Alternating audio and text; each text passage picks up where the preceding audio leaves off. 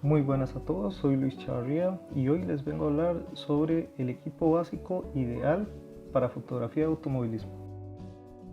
De lo primero que vamos a hablar, de lo que nos vamos a referir, va a ser la cámara. ¿Qué detalles, qué especificaciones debe tener una cámara para fotografía de automovilismo?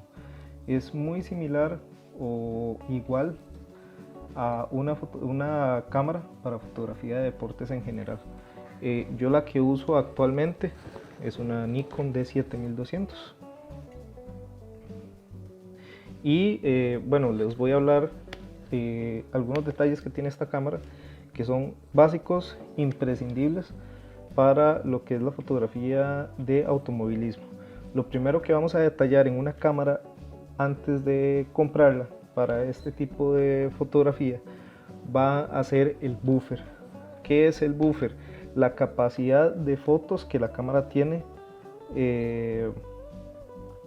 ya sea si nos referimos sobre los fotogramas por segundo o la capacidad total de fotografías que tiene la cámara.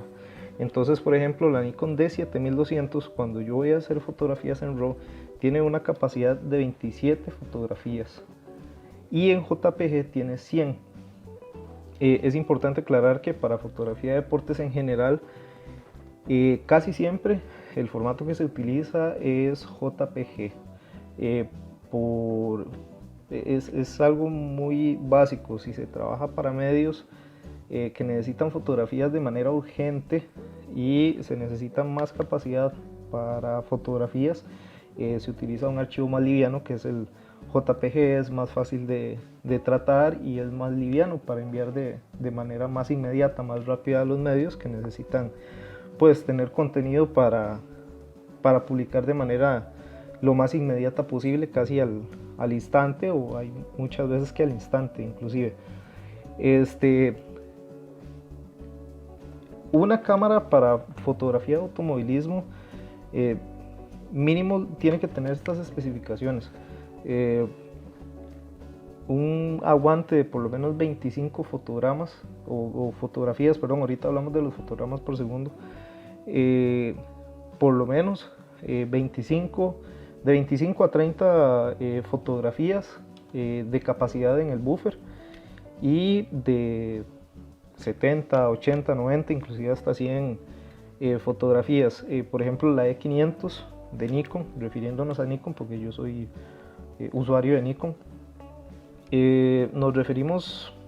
nos podemos referir a la D500 como la cámara de formato recortado ideal para fotografía de deportes y por supuesto de automovilismo, que tiene un buffer con una capacidad ilimitada para formato JPG, y es algo bueno, pues impresionante en esta cámara. Esta en concreto, la Nikon D7200, lo que tiene son 6 fotogramas por segundo, o sea que se va a hacer que ella va a hacer 6 fotogramas por segundo a 14 bits. A 12 bits no sé si son 7 fotogramas por segundo, que permite una fotografía más en el buffer de fotogramas por segundo. Si gustan la pueden escuchar. Ahí está, 6 fotogramas por segundo. Es lo que tiene esta cámara. Entre 6 y 7 fotogramas por segundo, depende de la capacidad de carga que tenga el buffer en la tarjeta de memoria. Y ahorita vamos a hablar de lo que es qué tarjeta de memoria se necesita para una cámara con estas especificaciones. Otra especificación muy importante que debemos tener en cuenta es la doble ranura para memoria. Nosotros tenemos que entender que en fotografía de deportes en general nosotros vamos a usar el modo ráfaga para capturar lo más rápido posible. Se entiende que la fotografía de deportes es de mucho movimiento, de mucho contacto en muchas ocasiones. Entonces uno siempre tiene que estar al tanto de todo su medio, por lo cual nosotros vamos a tener que utilizar el modo ráfaga. El modo ráfaga consume mucho la memoria. sin importar si sea formato RAW o formato JPG. Entonces nosotros vamos a tener doble ranura, ya sea para tener una ranura de memoria principal y la segunda ranura de backup. Eso yo lo recomiendo más en sesiones un poco más formalizadas o inclusive en producciones que son un poquito más formalizadas, por decirlo de alguna manera. O podemos utilizar la segunda memoria que se empieza a utilizar cuando la primera se llene. Entonces, ese es un dato muy importante. Por eso es que, bueno, por lo menos a mí, en mi opinión personal, tengo las 7200 y no las 7500. ¿Por qué no tengo la 7500 si tiene especificaciones más cercanas a la D500? Por el simple detalle de la doble ranura para memoria. No sé si lo saben, pero la D7500 solo tiene una ranura para la memoria, perdón. Entonces es un detalle que no me facilita en este aspecto el trabajo. Entonces yo tengo casi siempre que la segunda memoria se llene, perdón, que se empiece a utilizar cuando la primera se llene. Al tener que cambiar de tarjeta de memoria, sacar y meter otra tarjeta de memoria, pues me he perdido muchos momentos que pude haber capturado. Entonces es un detalle siempre uno de los detalles más importantes a tomar en cuenta en el momento que nosotros vamos a conseguir una cámara para fotografía de automovilismo. El modo ráfaga es el tercer detalle que nosotros vamos a ver en este tipo de cámaras. Yo tuve una D5200, la cual tenía solo un modo de ráfaga y era muy lento. No me acuerdo si eran 3, 4 fotogramas por segundo, más o menos en modo RAW. Entonces no era una cámara para la fotografía que yo estaba realizando hace aproximadamente un año y algo que cambié de cámara. Entonces esta cámara me permite varios modos de ráfaga. Yo lo tengo siempre en ráfaga CH, que es el modo high, por decirlo de alguna manera, el más rápido, y tiene otro modo de ráfaga que es el L. Un momento nada más, ahí está, que es el L, que conserva un poquito más la memoria, se podría decir, porque es un poquito más lenta. Se recomienda este tipo de ráfaga para deportes no tan de contacto, por decirlo de alguna manera, porque uno puede controlar un poquito mejor el movimiento cuando son individualidades, por decirlo de alguna manera. Otra cosa que debe tener una cámara si se quiere trabajar para algún medio y se necesita enviar archivos de la manera más eficiente y eficaz posible, va a ser que tenga Wi-Fi. Por aquí lo pueden ver. ¿Por qué? Creo que por ahí se ve. Creo que ahí está. ¿Por qué necesitamos una cámara con Wi-Fi? Bueno, si no tenemos la computadora a mano, si se nos olvidó la computadora en la sala de prensa y no tenemos cómo enviar las fotografías, nosotros realizamos las fotografías en JPG por lo general cuando trabajamos para algún medio para facilitar el envío y demás. Nosotros podemos agarrar nuestro teléfono y enviar las fotografías al teléfono y por ahí enviarlas directamente al medio al que estamos trabajando en ese punto. No es lo más indicado, pero es como de último recurso, por decirlo de alguna manera, ¿verdad?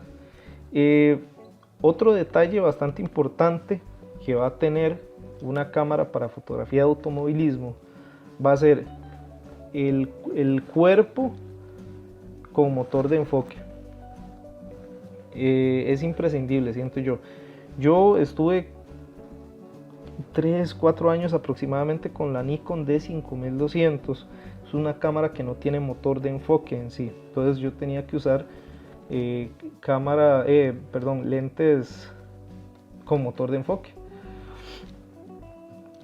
y eso se me complicaba mucho porque los lentes con motor de enfoque pues tienen su costo, ¿verdad? Entonces tuve que aprender de manera manual y eso no me ayudaba mucho, perdía muchas fotografías desenfocadas. Cabe resaltar que así fue como yo aprendí a enfocar de manera manual con un 70-210 f4, pero no es lo más ideal, aunque el enfoque manual es súper divertido para mí en cualquier ocasión. Cuando yo me quiero divertir y no quiero tomarme el trabajo de manera tan seria, o voy a cubrir un evento para mi carpeta o algo así que no urge mucho, hay veces que suelo utilizar enfoque manual por un poquito más de diversión personal, ¿verdad? Ahora vamos a hablar de el modo de enfoque que vamos a tener en la cámara, o que debe tener la cámara. El modo de enfoque que vamos a tener en la cámara, o nos tenemos que asegurar que traiga diferentes modos de enfoque. Entonces nosotros tenemos que ponerlo continuo, modo de enfoque continuo. Por ejemplo, esta cámara tiene 51 puntos de enfoque, se divide en 9, 21 y 51 puntos de enfoque. A mí la manera que me resulta más fácil enfocar de manera automática es seleccionando punto por punto, ¿verdad? De forma continua. Hay varios fotógrafos como Larry Chen, como Jamie Price, que se dedican a la fotografía del automovilismo, que utilizan el autoenfoque o el modo de enfoque continuo en modo servo. Yo casi siempre lo utilizo en modo servo. Ya si son competiciones un poquito más rápidas, sí lo pongo de manera automática, o sea, todo automático, porque ahí no tengo tanto control de seleccionar el punto de enfoque donde va a estar el carro y demás. Nosotros nos tenemos que premeditar a la ubicación donde va a venir el carro. Nosotros tenemos que conocer el circuito donde vamos a fotografiar. Entonces este es el modo de enfoque que se recomienda siempre, el continuo, el que se le llama más comúnmente el modo servo. ¿Qué tipos de lentes necesito yo para fotografiar automovilismo? Es imprescindible, y por eso me refiero de primera entrada con este tipo de lentes, que ya algunos sabrán qué tipo de lente es, porque es el más imprescindible, para mí es el más importante, es con el lente que se cubre la mayor parte de un evento de automovilismo. Los lentes teleobjetivo, porque los circuitos son, bueno, muy grandes, extremadamente grandes, y además nosotros necesitamos hacer barridos, necesitamos tener un acercamiento a los carros, y por lo general las zonas de prensa están muy lejos de lo que es la pista por seguridad, ¿verdad? Entonces, ya sea que nosotros vayamos a hacer barridos, vayamos a hacer fotografías estáticas, siempre vamos a necesitar un teleobjetivo. Uno muy común que es usado en fotografía de automovilismo es el 70-200 2.8.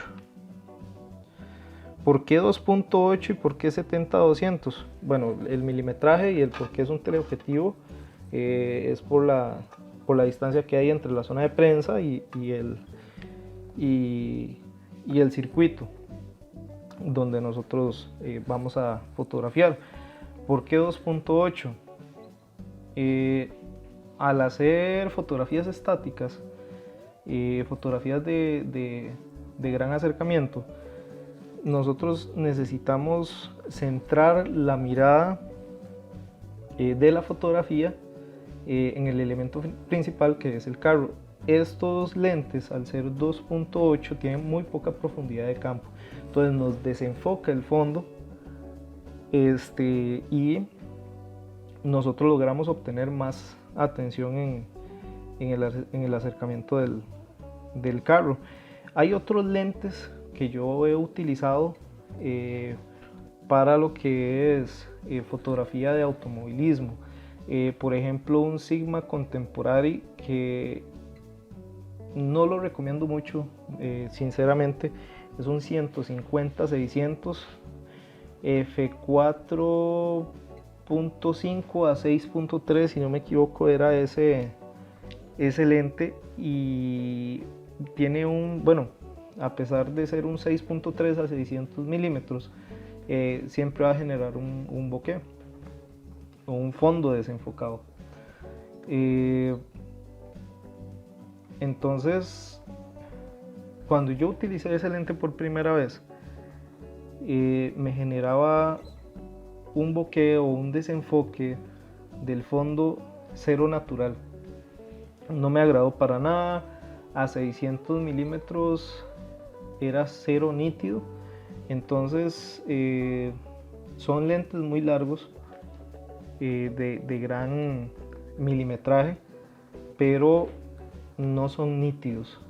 Un lente que yo usé antes de estas generaciones de 70-200, 80-200, inclusive tuve un par de 80-200, fue un 70-210 milímetros f4, que voy a estar hablando de ese lente y otro que tengo por ahí en el próximo video, el por qué fueron tan importantes para mí esos dos lentes, y fue con el que yo hice mis mejores barridos, por decirlo de alguna manera, o mis fotografías estáticas de automovilismo, y por eso yo le tengo tanto aprecio a ese lente. Al ser f4 y al ser continuo, me permitía recorrerlo hasta f32 y bajar a 1/30, 1/40, inclusive hasta 1/20, para hacer barridos extremos. No tanto como Jamie Price, que él utiliza un segundo y cosas muy parecidas, pero sí me permitía hacer barridos muy barridos, valga la redundancia, muy extremos. A partir de 1.30 para abajo se consideran pues extremos. Hay otros lentes que se recomiendan, que ya esos sí son de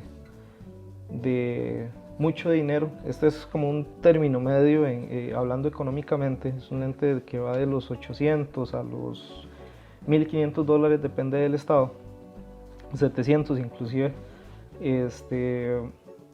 Pero los otros que se recomiendan son 300 2.8, 400 2.8, 200 404, inclusive 500 f4, y hay hasta lentes de 600 milímetros f4, pero ya son lentes que superan muy fácilmente la barrera de los $2,000. Entonces sí son pues lentes bastante específicos para este tipo de fotografía, porque si nosotros nos ponemos a pensar, este lente de 70-200 también sirve para retratos, sirve para bodas, sirve para fotografía de eventos, conciertos, todo ese tipo de eventos. Entonces es un lente polifuncional, por decirlo de alguna manera. No es un lente tan específico en una rama de la fotografía como sí lo son esos lentes, ¿verdad? Otros lentes un poquito más balanceados en tema económico son los 55-200, 70-300, 55-300, hay también por ahí, que son lentes económicos y con una calidad de imagen aceptable, inclusive algunos 70-300 de Nikon, llegándose a comparar con la calidad de imagen de este 70-200, me atrevo a decir. Un claro ejemplo es el el 70-300 G2, el BR2. Ese es un lente con una gran calidad de imagen que ronda los $280-290 aproximadamente. Entonces también se puede tomar en cuenta ese tipo de lentes, ¿verdad?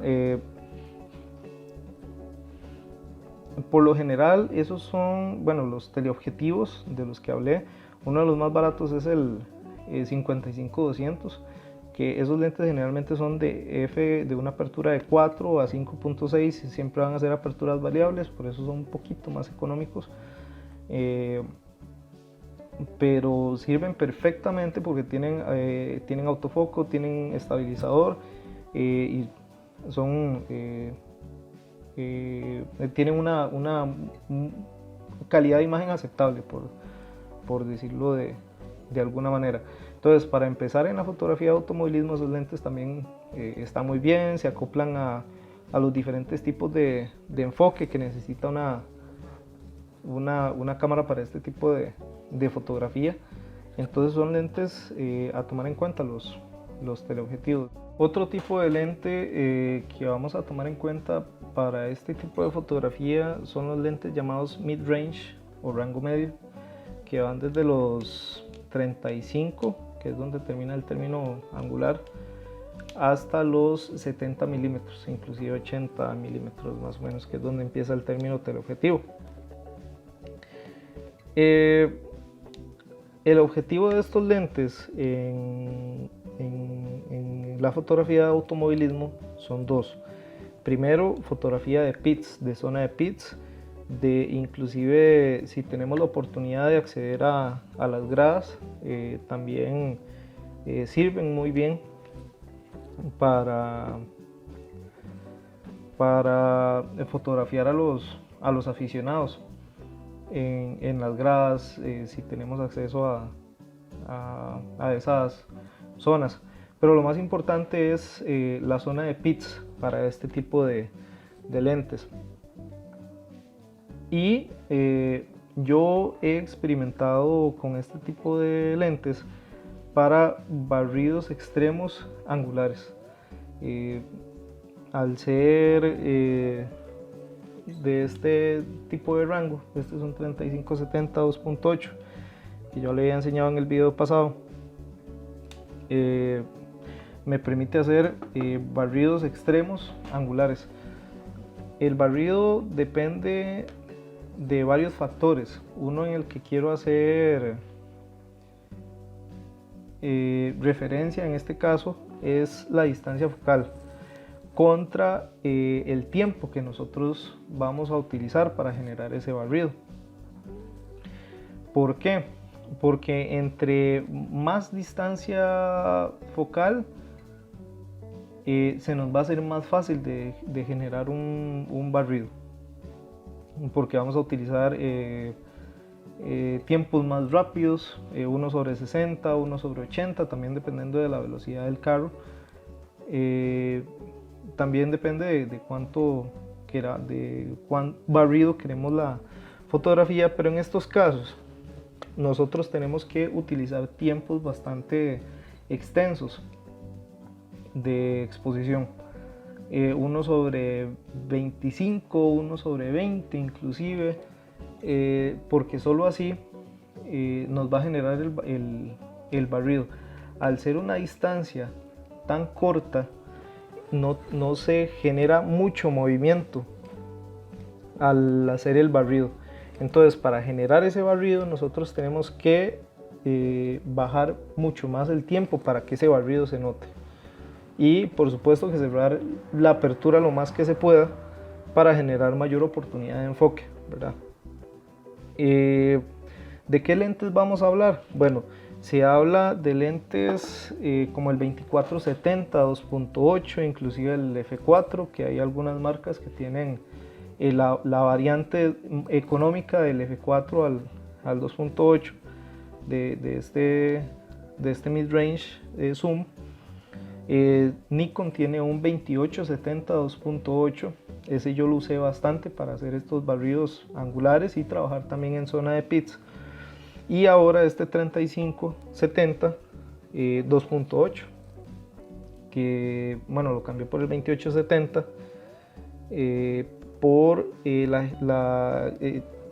me generaba mucha aberración cromática. Este siento yo que tiene mejor calidad en cuanto a aberración cromática. Vamos a hablar también de lentes como el 35 mm 1.8, como el 50 mm 1.8, 1.4, inclusive lentes que se podrían llamar, que están así como en el límite del mid-range y teleobjetivo, que es el 85 milímetros. Todo ese tipo de lentes se pueden considerar para zona de pits, para zona de aficionados en las gradas, todo ese tipo de cosas, y para barridos angulares, que yo lo he experimentado mucho y sinceramente no lo he visto bastante, a menos de que se esté muy cerca, en una zona que esté muy cerca del circuito. Hay veces que Jamie Price hace barridos angulares, yo me inspiro mucho en ese fotógrafo, entonces por eso hago muchas referencias de él. Es uno de mis fotógrafos de automovilismo favorito, por eso hago mucha referencia a él, y mucho de mi equipo se referencia en el equipo que tiene él. Vamos a hablar de lentes como 35-70, 2.8, que son relativamente económicos, a diferencia de un 24-70, a diferencia de un 28-70, inclusive que bueno, el 28-70 ronda los 500, 600 dólares, ya entra en un rango pues bastante costoso, y ni hablar del 24-70 2.8, que es un lente bastante cotizado en cualquier tipo de fotografía, no solo en automovilismo, inclusive se usa más en otro tipo de fotografías como bodas y eventos, y fotografías para instituciones, colegios, graduaciones y todo ese tipo de cosas. El 35-70 es una opción bastante económica, es una muy buena opción, hablando de la cámara que tenga motor de enfoque, como se habló, como se referenció anteriormente en los puntos de la cámara. Es un serie D y ronda los, bueno, la vez pasada, en el video pasado yo lo había dicho, los 90 a 100 dólares, más o menos, en un estado pues no tan bueno, hasta los 200, 250 dólares en óptimas condiciones. Entonces, al ser un lente luminoso con bastante rango focal, se hace una muy buena opción. Otras opciones que la gente toma en cuenta son el 50-1.8D, el 50-1.8G inclusive, y el 35-1.8, que es para formato recortado. Más o menos esos lentes son los que se recomiendan, y para lo que se recomiendan en la fotografía de automovilismo. Vamos a tomar en cuenta un lente extra como para formar una triada, por decirlo de alguna manera, de lentes.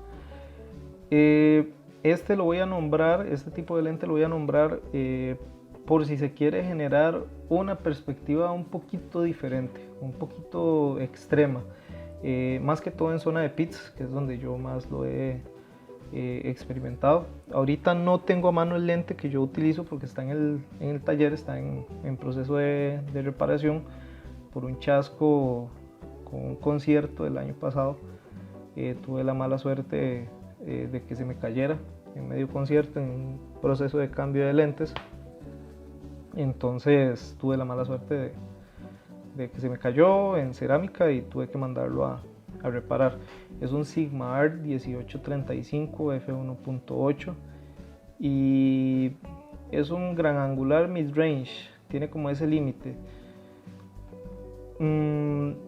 Y más que todo lo utilizo cuando el 35-70 no me da esa suficiente apertura que yo necesito, como si me lo da el 1.8 del 18-35, utilizándolo en 35 milímetros, muy pocos casos. Pero yo a lo que voy con este tipo de lente es al tema angular, a 18 milímetros, a 16 milímetros, a 14, 12, 11, inclusive 10 milímetros. Hay gente que hasta utiliza 8 milímetros, que son lentes ya específicos para formato recortado. Entonces, si se quiere dar una perspectiva un poquito diferente en zona de pits, o la zona de pits es muy angosta y se quiere utilizar unas fotografías un poquito más arriesgadas, pues es recomendable un 10.5 de 2.8 que tiene Nikon, un 11-16 2.8 que tiene Tokina, que es muy famoso. Sí, tomar en cuenta que en 11 milímetros a 2.8 sí tiene muchísima aberración cromática. Es algo espeluznante, es algo espantoso. Entonces sí hay que subirle un poquito la apertura a un F4, por lo menos para que no genere tanta aberración.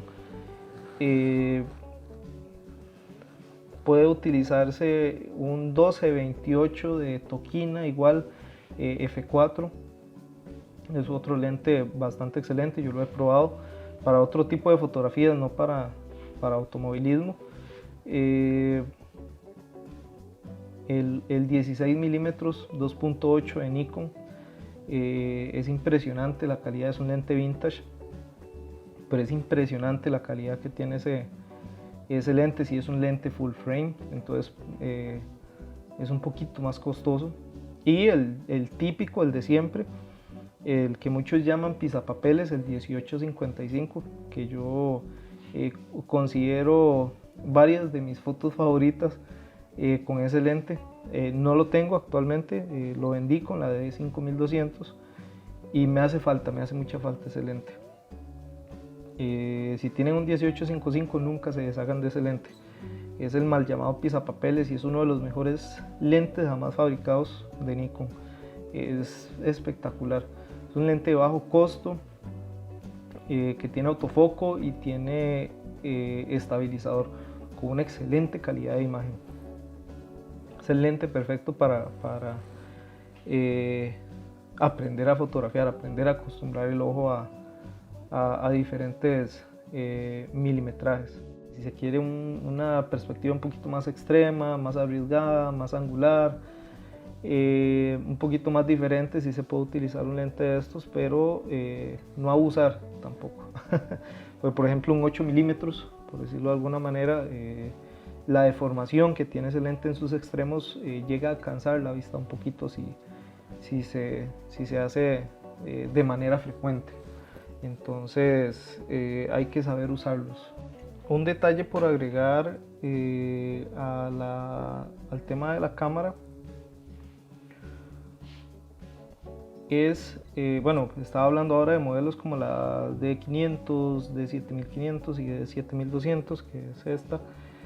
Y hay varias personas que me preguntan o se preguntan a sí mismas, y para este tipo de fotografía, full frame o formato recortado.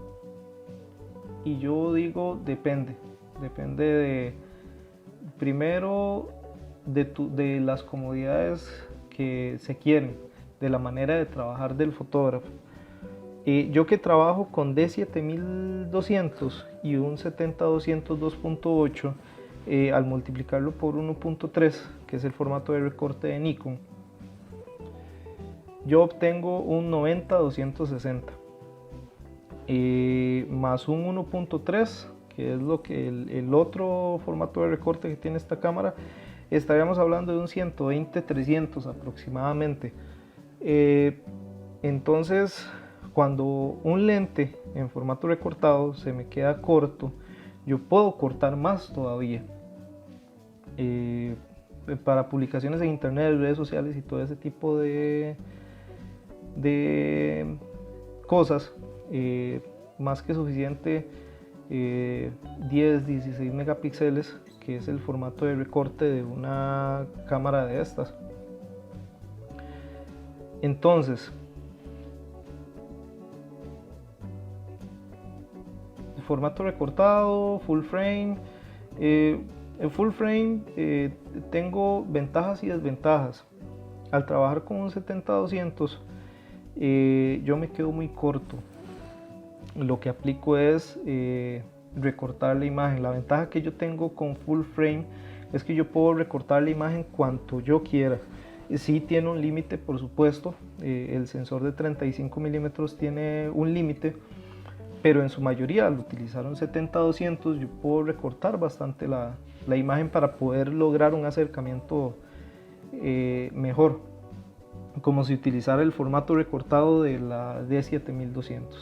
Entonces depende de cómo se quiera trabajar de manera más cómoda o la manera mejor en la que se quiera trabajar para alguien. Para mí, mi forma de trabajar es con un sensor de formato recortado de 24.3 megapíxeles, recortándolos a 1.3. Sigo obteniendo bastante buena calidad de imagen, además de lo, entre comillas, económica que es una cámara de formato recortado. Inclusive la D500, que sigue teniendo 20.9 megapíxeles,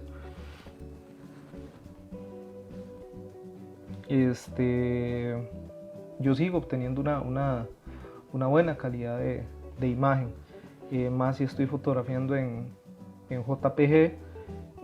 No me tengo que preocupar mucho por la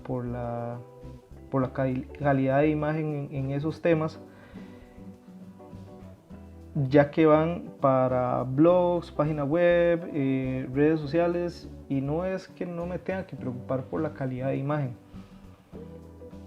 sino que al ser un formato de envío urgente y rápido, el archivo tiene que pesar lo menos posible para publicar de la manera más eficiente y eficaz posible. Entonces, depende de cómo se quiera trabajar. Hay full frames hasta de 40 megapíxeles y formatos recortados de 24.2, como la de 500, 20.9, e inclusive por aquí tengo este tanque de 2005. Es una D2HS y es un tanque de 4 megapíxeles. Es una cámara que es estar viendo hoy en día la D5, por decirlo de alguna manera, para que tengan una referencia. Y esta es una cámara que tiene sus 12 fotogramas por segundo, depende del formato y los bits que se utilicen. ¿Qué memorias debo utilizar yo en este tipo de fotografía? Yo tengo 3 tipos de memorias. Una principal y 2 de backup, en caso de que la principal se me llene.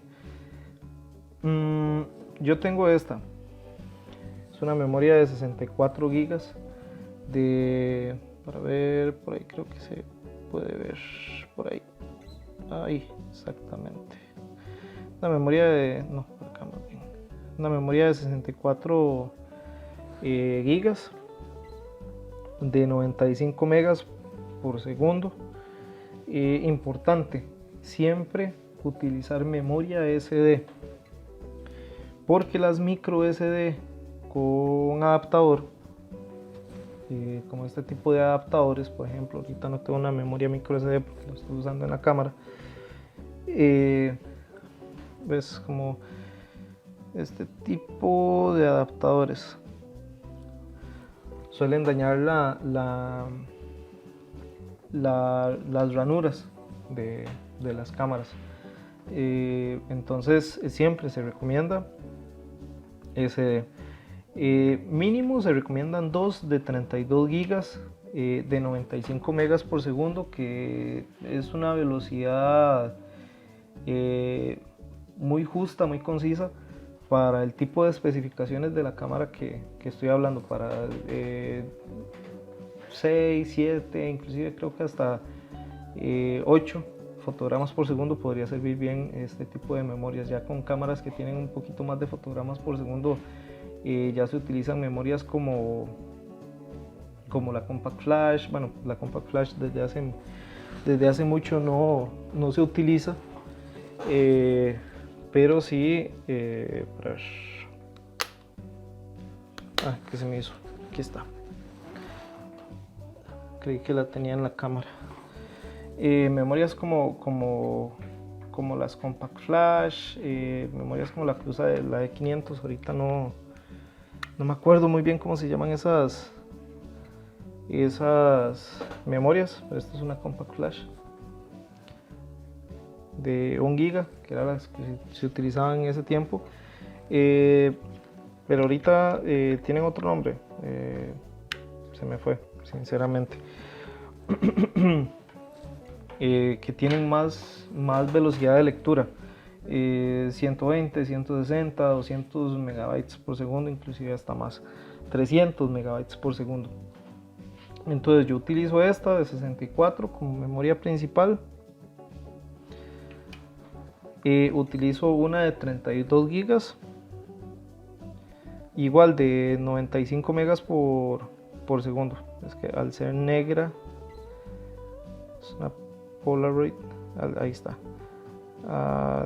ahí, al ser negra no se ve mucho, pero igual es de 95 megas por segundo. Y ya como último recurso, en caso de que alguna de estas dos me falle, se me dañe o algún otro imprevisto, uso esta de 32 gigas igual, pero es un poquito más lenta, es de 80 megas por segundo. Entonces siempre es importante tener una memoria de estas, ojalá de 95 megas, no de 80, porque ya la cantidad de fotogramas por segundo se vuelve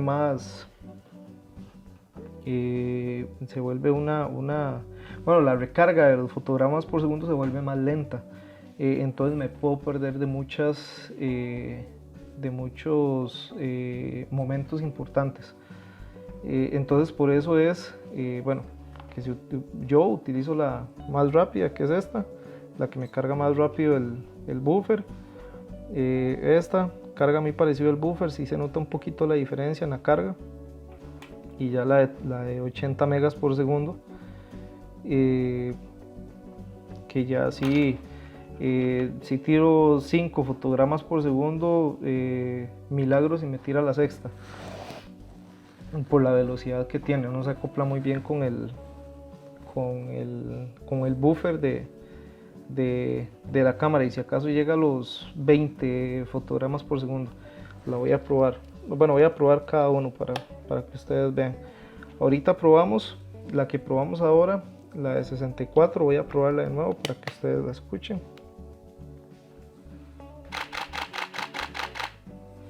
Ahí tiro 7, 8 fotogramas por segundo. Eso sucede solo cuando la cámara está completamente limpia, no tiene que recargar el buffer ni nada de ese tipo de cosas. Ya cuando hay recargas de buffer y demás, ya se limita a 6 fotogramas por segundo aproximadamente. Por eso es que utilizo esta de primera. Yo la configuración de la cámara es RAW a 14 bits. Vamos con la Polaroid. Esta es una PNI.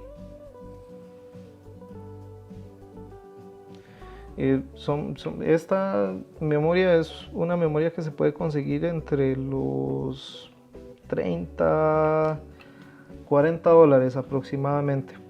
Esta, al ser Polaroid y que no es muy común, cuesta muy similar a la de 64 gigas. Es una Extreme Pro, no es una memoria muy común, la memoria Polaroid. entonces fue por eso que la tengo y pagué un poquito de más. Soy un poquito fan a la marca Polaroid, creo que lo pueden notar con la sueta que me regaló mi novia. Entonces esta memoria, perdón, creo que va a tener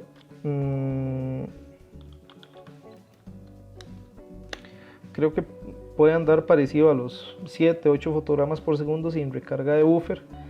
Vamos a escucharla y les digo cuántas fotos hace.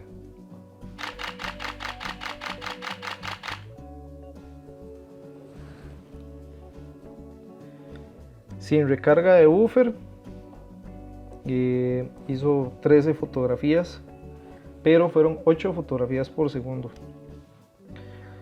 Vamos a verla otra vez, porque que me haya tirado 13 fotogramas por segundo no fue en 13 fotogramas no fue en un segundo. Vamos a probarla de nuevo.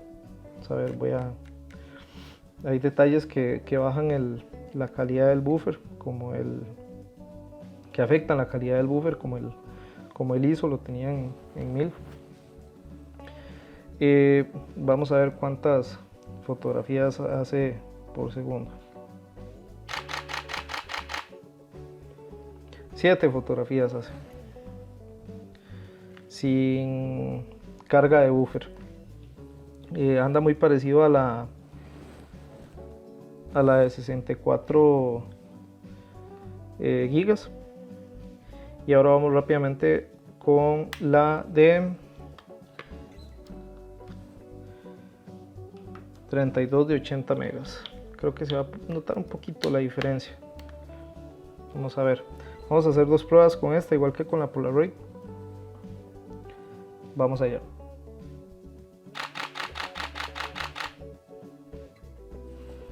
Anda parecido. Cuando sí hay carga de buffer, el rendimiento de la cámara sí baja. Sí baja como a los 5 fotogramas. Ahorita hizo 9 fotogramas. Vamos a ver otra prueba en un segundo.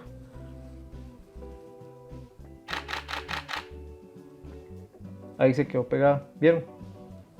5 fotogramas por segundo lo que hace esta memoria. Entonces sí hay bastante diferencia y ya es una memoria que se utiliza de último recurso. Son datos a tomar en cuenta que a mí me hubiera gustado que me hubieran explicado cuando empecé. ¿Cuántas baterías le debo tener a mi cámara? Como lo saben, los eventos de automovilismo por lo general van de mediodía hacia todo un día. Yo tengo la suerte de que cuando yo voy a cubrir aquí en el circuito principal de Costa Rica, Parque Viva, en la zona de prensa hay un conector. Entonces, detalle importante, para cada batería un cargador. Yo lo que tengo son 2 baterías con 2 cargadores. Hay 2, entonces pueden ver. 2 baterías con 2 cargadores originales, siempre. Cuando vayan a comprar baterías genéricas, que sean con cargadores genéricos. Se recomienda, por supuesto, comprar baterías originales. Duran más. Las genéricas suelen durar menos disparos, tienen una vida útil de menos disparos. Estas van de los 1500 disparos para arriba aproximadamente cada una. Por lo general, en un evento de automovilismo de mediodía se me va la mitad de una batería. Ya en un evento de automovilismo que dura la mayor parte del día, sí termino con una a ras de agotada. Yo llevo las dos baterías en caso de que alguna me falle. Siempre, casi siempre o siempre en este tipo de oficio, de trabajo, casi que hay que llevar 2 de todo. Hasta de cámara, Eso fue un detalle que se me olvidó mencionar en la parte de cámaras. Pero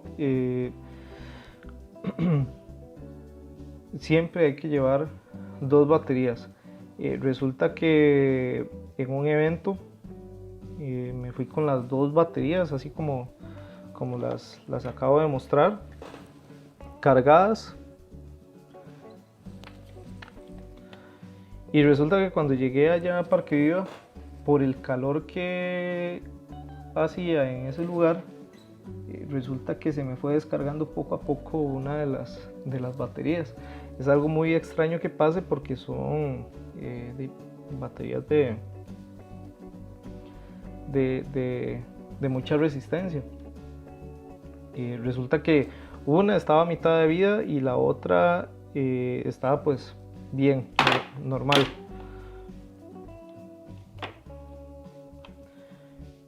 Entonces, llevé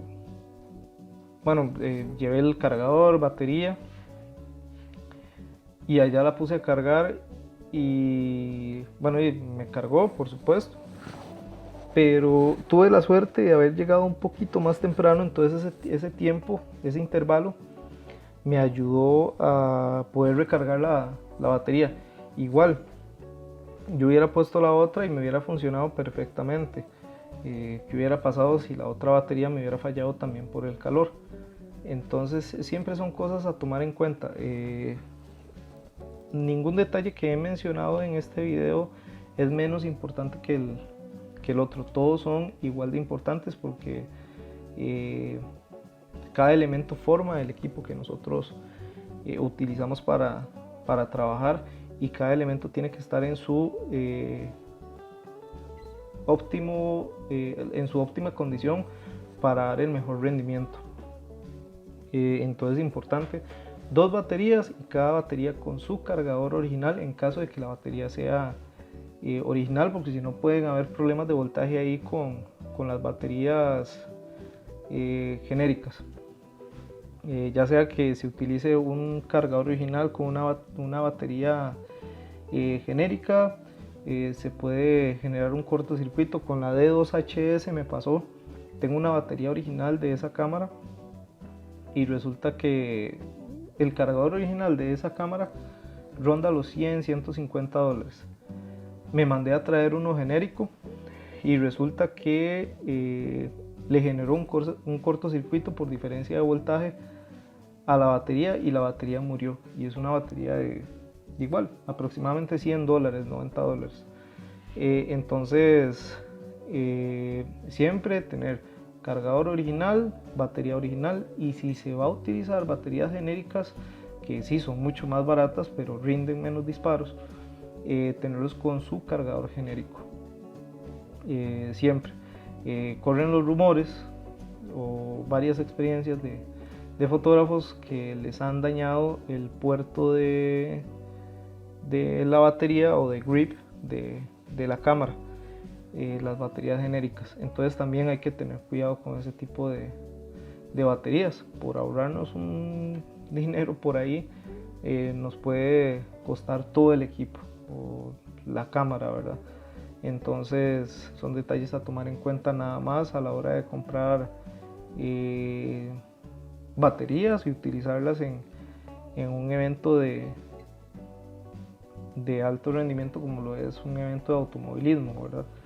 Es un evento de mediodía para arriba, casi todo un día. Se necesitan varias memorias, se necesitan varias baterías. Entonces siempre estar asegurados con más que todo con memoria y batería, que es lo que más suele fallar en un evento de estos. Este ha sido el equipo ideal básico para un evento de automovilismo, para cubrir un evento de automovilismo, para hacer fotografías de automovilismo.